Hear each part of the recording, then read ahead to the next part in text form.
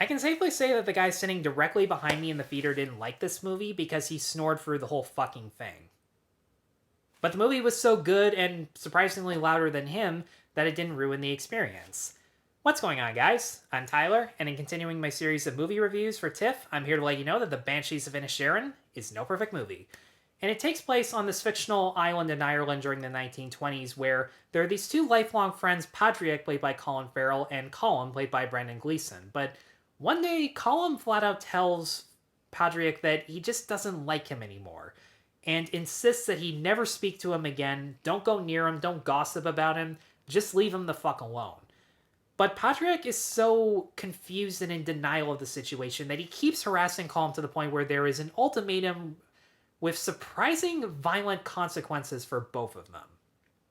Now, I love a good dark comedy when I see one, and it's incredibly harder nowadays to find one since you can barely make fun of anyone or anything unless you yourself are the main topic of discussion, which I genuinely do not understand. It doesn't matter what side of the debate you're on. If you say the exact same thing, it's the targeted demographic that's the only person or group allowed to say it. I just don't get it. It makes you out to be a total baby. It suggests that you can't take criticism or a sense of humor from other people just because they're different from you.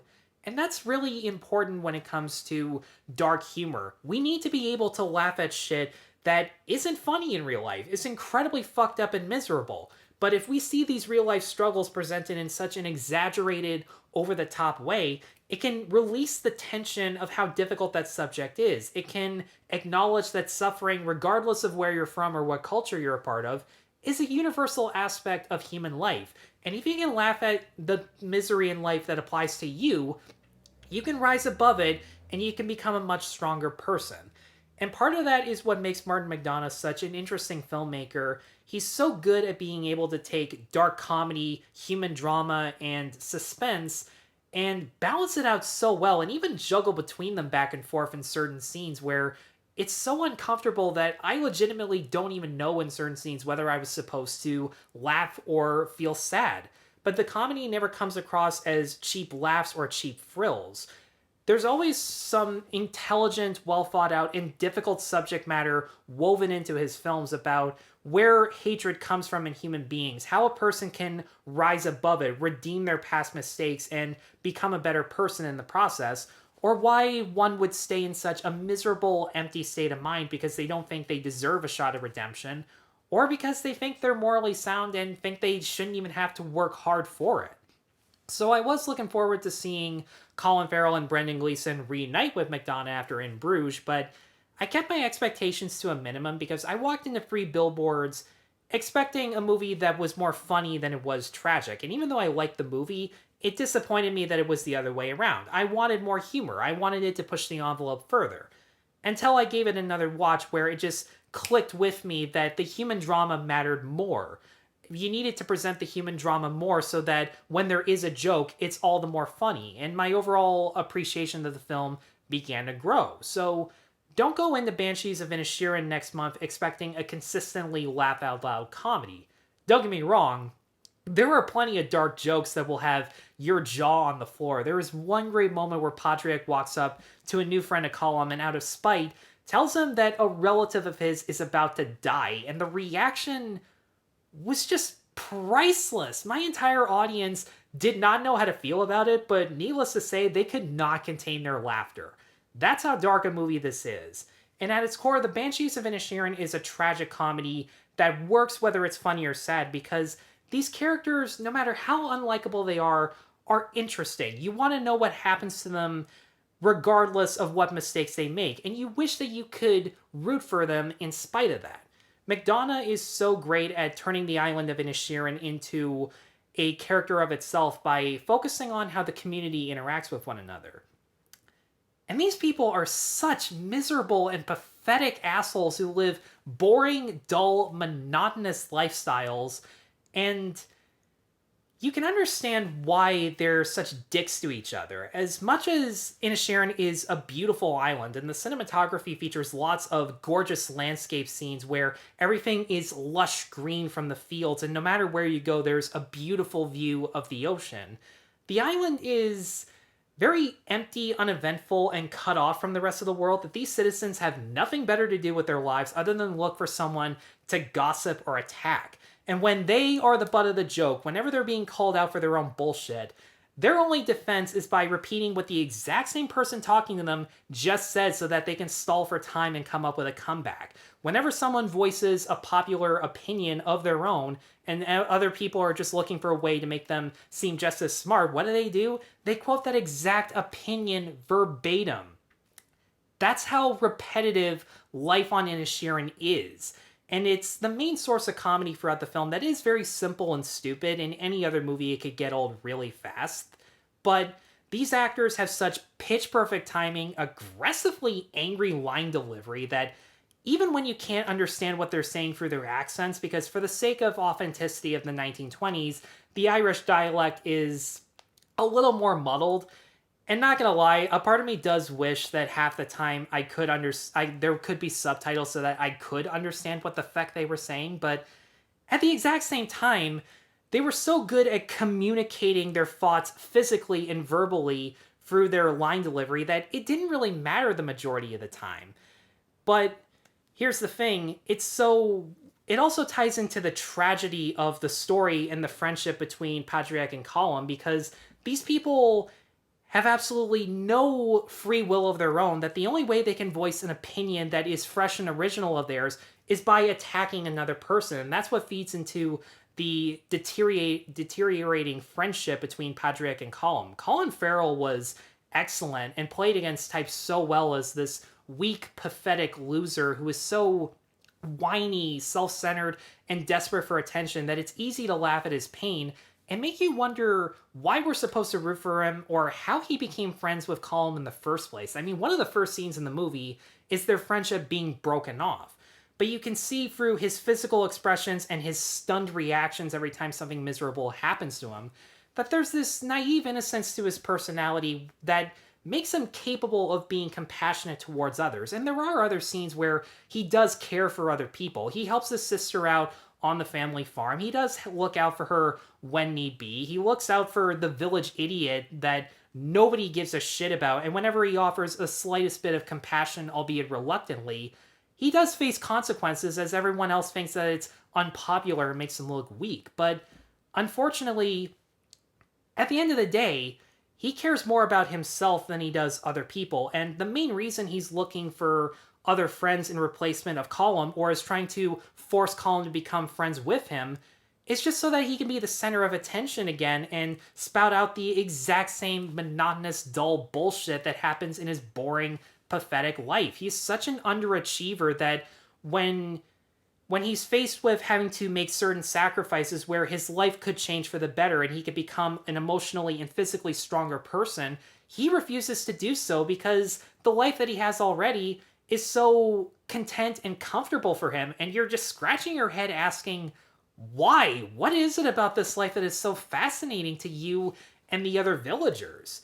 Meanwhile, Brendan Gleeson is one of two characters in this movie who is so fed up with how repetitive life is that he wants to spend his last remaining days, or at least in his mind, his last remaining days, on this one passion towards life that he's been meaning to focus on for the longest time. But it's something that he thinks Patrick and certain other villagers just wouldn't understand or appreciate as much as him. But the weirdest and most tragic thing about Brendan Gleeson's character, Colin, and if you've seen the movie at Venice or TIFF, you know what I'm talking about when I say this, is that even though he wants to break off this friendship and devote himself to something else, he's willing to sacrifice that other thing publicly in front of everyone. And it is so violent that at first you just sit there and again go, why on earth would you sacrifice it if you lost friends for the sake of it? And it was a way to show that this means more to him in life than anything. And that spending time with Patrick talking about the same shit over and over again has been nothing more than a waste. And if he's going to keep bugging him to do the exact same thing over and over again, he may as well just give up on his dreams. And it's just absolutely heartbreaking. Especially because Colin is the most morally sound character of the film, even during the feud. There's this one great scene where he sees Patrick being attacked, And while it would have been easier to just walk away and ignore it, there's this one great scene where he does help him out, but they never talk. They just look at each other and go, it was such a great scene. No dialogue whatsoever, just the scenery and the music. And it communicates how he doesn't really want to hurt this guy's feelings, but he's telling the cold, hard truth, and he's looking out for what's best for himself individually. But it also does, as much as Brendan Gleeson doesn't actually have as many comedic moments, when he does try to conduct himself in as professional a manner as possible, whenever Patrick confronts him in front of everybody else, and Colin just stays reserved, doesn't fire insults back, just tries to maintain this calm composure, obviously he can't hold it in forever, and that's what makes it all the more funny when he actually does lash out at other people. There's this confession involving a priest that was just hilarious. You knew for a fact that he was going to swear in front of the priest, but it was the subject at hand that made it more surprising. And I was really looking forward to seeing Kerry Condon as Patrick's sister in this. You might not know her by name, but if you watch Better Call Saul like I do, you'll probably recognize her as Mike's daughter-in-law, Stacy. So I was hoping that she would have a more substantial role than what people know her best for, and I would have liked for her to have gotten more depth than she had. There is this one twist halfway through the movie where she's presented with this ultimatum of staying behind with her brother or moving on to something else in her life that would be much more fulfilling. And it does make her a much more identifiable character, but it's not given as much focus as it should have been. But Condon's performance was still consistently entertaining.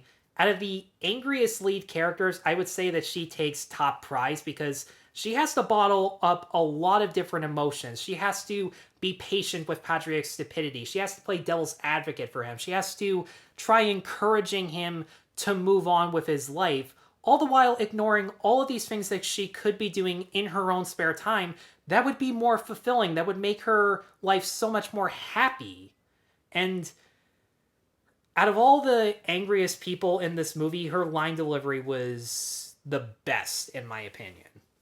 I would have liked for Barry Keoghan as the village idiot to be given a much larger role as well. He does get in some great laughs, one of which involving him stealing a bottle of booze from an abusive parent. That was probably the most suspenseful scene in the movie because you had no idea what this parent was capable of. And the backstory that I just mentioned does make him a sympathetic character because while he's just as big an asshole as everybody else, given that everyone knows his story but doesn't give a shit, you understand why he's an asshole and you feel sorry for him, almost as if he's this parallel of what Patrick could become should he lead down this darker path.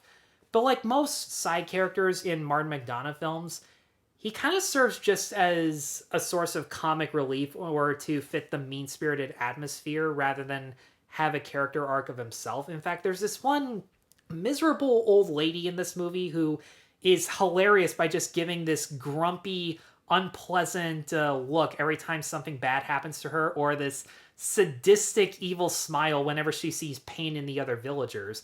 And she was a funny and memorable character. But then as time goes by, the imagery surrounding her becomes much more symbolic, and I really didn't understand the context behind it. Maybe it'll get better upon repeat viewings, and maybe it's because I don't know a ton about Irish culture, but it wasn't told in a universal way where I could understand the metaphor behind it. And there are plenty of visual metaphors that come from McDonagh doing a really good directing job as always, particularly this motif where every time Colin Farrell's character feels distanced from the rest of the villagers, Colin especially, he's framed behind a window, whereas all of the other characters are on the other side of the wall to show the literal separation. It's a simple but still effective technique.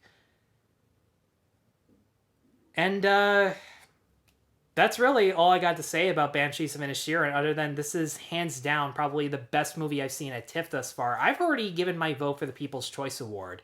Colin Farrell, Brendan Gleeson, Kerry Condon, and Barry Keoghan at times give terrific performances. Martin McDonagh's script and direction are so clever, so dark, twistedly hilarious, violent, and tragic. The messages of how important it is to move past certain friendships in order to avoid the dull, monotonous lifestyle for something that is more fulfilling, even if it does hurt other people, was very relatable. It was something that I felt like I could connect with. The music from Carter Burwell was absolutely beautiful. It had me tapping my feet during even the worst of times. And I just want more movies like this that take chances in terms of its subject matter. And for all those reasons, I'm going to give the Banshees of Inisherin a 4 out of 5. Guys, thanks as always for watching. If you have seen Banshees of Inisherin at Venice or TIFF, let me know in the comments below what you thought of it. Be sure to stay tuned for more TIFF reviews, and be sure to like and subscribe. Take care.